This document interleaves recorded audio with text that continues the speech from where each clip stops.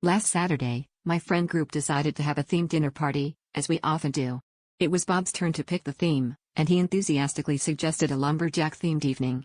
We all thought it sounded fun: flannel shirts, hearty food, maybe some rustic decor. Little did we know, Bob's interpretation of the theme was about to take us on a journey we wouldn't soon forget. As we arrived at Bob's house, the first thing that caught my eye was the giant inflatable axe on the front lawn. A little over the top, but hey, it's Bob. Inside, the living room was transformed into what looked like a logging camp, complete with fake trees and the sound of chainsaws playing softly in the background. But the pièce de résistance was the dining room.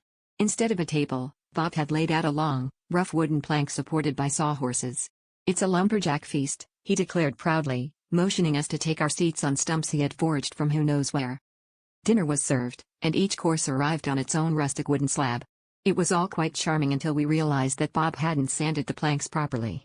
As we dug into our main course, a deliciously hearty stew, splinters began to find their way into our fingers and, worse, our food. The room erupted in a cacophony of yelps and laughter as we tried to gingerly navigate our meals without injury.